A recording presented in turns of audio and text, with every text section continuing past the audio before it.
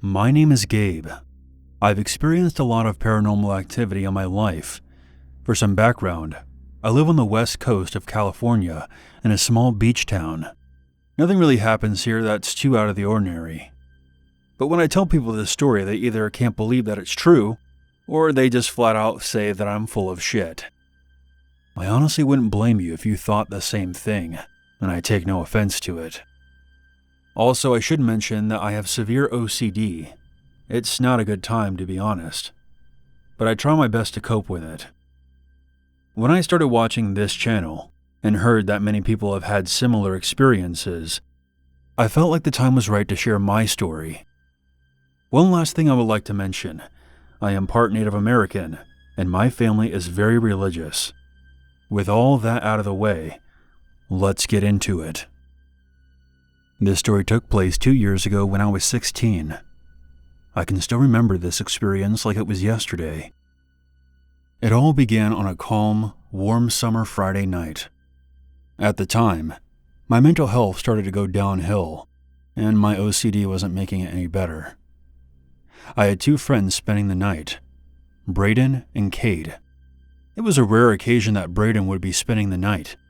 On the other hand, Cade has spent the night many times before. It was nice having the whole crew together for a change. The 3 of us were just chilling out in my room and talking about the usual drama going on at school and whatnot. Then we all started thinking of ways that we could kill time, and being the dumb teenagers we decided to go pier jumping. Now let me say this right now. Pier jumping is not the smartest idea. You can get seriously injured while you're doing it. But of course, we have all had experience and have gone pier jumping many times before. Plus, the weather was perfect that night. We all agreed, and we got our stuff ready to go out and have some fun. The walk there was pretty uneventful, but we noticed that there were more people out than usual. We made it to the beach and got ready to move. After doing a couple of jumps, we decided to leave. As Cade was packing up everything, Braden looked at me and whispered, "Yo man, we should run back to your place. It'll scare the shit out of Cade." I felt kinda bad, but honestly, it would have been funny as hell. "Fuck it, why not?" I said. We all started walking, and as soon as we got off the beach, Braden and I took off back to my house. Luckily, Cade didn't chase after us. As soon as we ran around the corner and burst through my front door, Braden closed it quickly. "Let's hide behind the couch." We waited 5 minutes for Cade to walk in. It was starting to get creepy just sitting there in the dark. Around here, when it gets dark, you can't see a damn thing. Finally, Cade walked into the house and closed the door behind him. All was silent. There wasn't a single sound in the house. Braden saw that Cade was looking at my bedroom door. "I know you guys are in there," he said before walking over to my bedroom and opened the door to look inside. Suddenly we heard Cade yell, "Wait, who the hell are you?"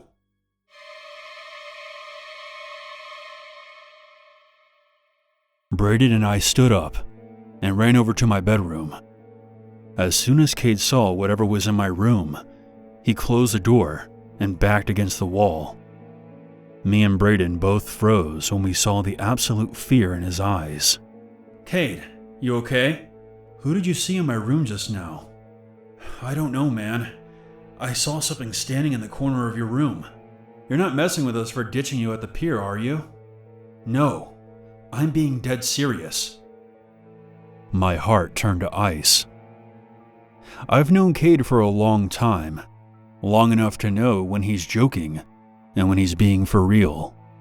I looked at my closed bedroom door, dreading what could be on the other side. "Damn. Alright, I'll be right back." I ran to the kitchen and grabbed the biggest knife I could find. When I returned, Braden and Cade looked at me like I was crazy. "Have you lost your mind? Let's just call the police." "Cade, get out of my way. I'm taking care of this myself." They moved off to the side. and I gripped the doorknob. I took a deep breath. Shit was about to hit the fan. I barged through my door and flicked on the light, but to my surprise, the room was empty. I went back into the hallway. "Cade, you jackass. There's no one here. I swear to God, man, there was someone in there." Cade started speed walking away from us and sat down in the living room. I turned to look at Braden. His face was as white as a ghost. "Braden, are you all right?" Braden did not respond. He just turned and walked away, joining Cade in the living room. After about 10 minutes of us just talking and trying to figure out what the hell just happened, we decided it was best just to leave the house and go walk around on Main Street just to get our minds off of it. After that night, things were never the same. I felt like I wasn't alone. Something dark was in that house. One night, not long after Cade saw someone in my room, I had returned home from surfing earlier that day. I was in my room watching some videos on my computer when I heard footsteps in the living room moving into the hallway. I was the only one home at the time. I paused the video and I got up. "Is anyone there?" I got no answer. I felt uneasy, so I grabbed my baseball bat and made my way to the living room to look around. My OCD was kicking in hard.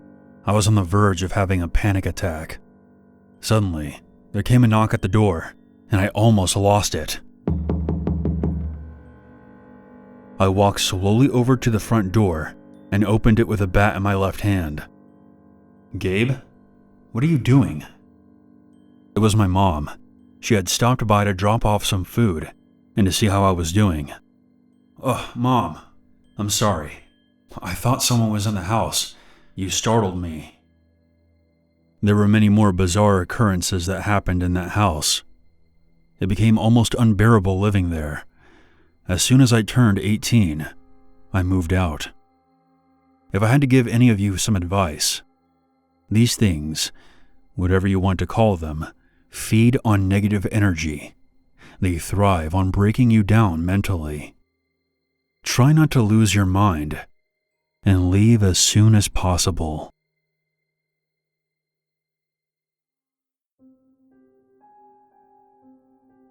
How's it going there, eh? My name is Brett, and I'm a proud Canadian. I currently live in Vancouver, but I grew up in the Northwest Territories. To give you an idea of how secluded this entire area is, the biggest city there is Yellowknife, which has a population of about 20,000. We lived in a house on the outskirts of the city. To get to our place, there was an unmarked dirt road that you had to take off the highway for about a mile before you reached a clearing where our house was. Now, when I say that our property was surrounded by forest, I sincerely mean it. The forest that surrounded our home is said to be larger than the United Kingdom. Miles upon miles of trees and bushes. Plenty of places to hide a body. We moved out there when I was about 7 years old, back in 1994. It would be about another 2 years before my little brother Jerry was born. So I vividly remember playing outside alone with my dog Jack. Jack was a golden retriever, and he'd often accompany me whenever I decided to venture off into the forest, or when my dad and I would go fishing in the nearby river. Anyway, this happened in the summer of 1995. Jack and I were hiking on the trail behind our house. I had hiked on this trail before, but I'd never gone too far in. About 5 minutes into the walk, Jack began acting strange and started growling. "What's wrong, boy?" Jack gave me a pitiful look and then took off back toward the house. "Jack, get back here!" I called, but it was useless. Soon, he vanished from view. I thought that maybe Jack wasn't feeling well or something. Again, I was 7 years old. and I didn't take this as a warning sign. So I continued down the trail. After a few more minutes, I decided to turn around. I didn't want to go too far in without Jack, so I picked up a stick and drew a big X into the ground, thinking that when I came back, I would know how far I had gone before stopping. I turned around and saw something unusual. Standing about 20 yards from the trail, among the trees, was a girl about my age. She had long, dark hair that covered her face, and she was wearing a white and blue dress. Hello? Who are you?" The girl did not respond. She pointed to the ground beside her before skipping off into the forest. I just stood there, completely stunned. We were the only family who lived out here. In all of my time living there, I had never seen anyone roaming the forest. Not once. At the time, I wasn't scared. I was more confused. I snapped out of my trance, and I approached the spot where I had seen the girl. What was she pointing at? I knelt down and brushed away some dead leaves. I saw what looked like a shoe sticking out of the ground. With my hands, I dug it up until I could pull it out. It was an old sneaker, definitely kid-sized. Here's what was going through my 7-year-old head. Maybe the girl lost a pair of shoes while she was out here, and if I found them, I could take them back to my mom, and we can find out who that girl was and give them back to her. I thought that I might find another shoe if I dug a little deeper, so I stood over the small hole I made and began rapidly clearing away more dirt. Soon my hands felt something solid. Thinking that it had to be the second shoe, I started digging around it. Whatever it was, it definitely wasn't shaped like a shoe. I cleared one last layer of dirt, and what I saw made me stop in my tracks. I got up and slowly backed away as a pair of hollow sockets stared at me from the dirt. I had unearthed a human skull. Terrified, I ran all the way back to my house, bawling my eyes out.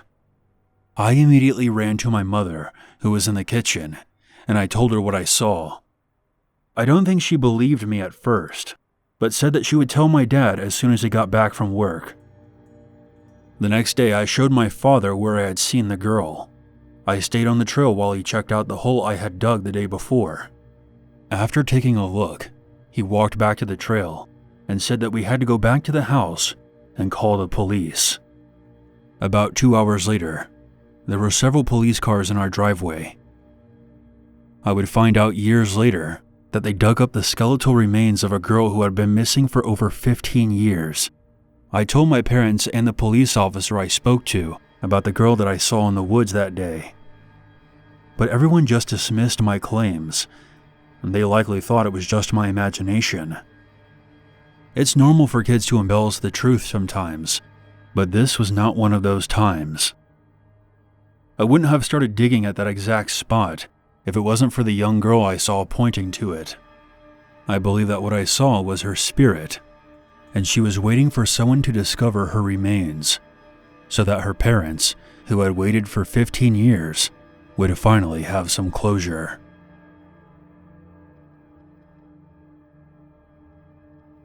Thank you for watching. If you have a story that you would like to share on this channel, please send it to my email, unit522stories@outlook.com. If you haven't already, hit that subscribe button when notifications turned on. You can further support my channel by visiting the merch store. A link for that is in the description. You'll be hearing from me soon. Until next time, I'm your Uncle Unit. And as always, never forget. There's always a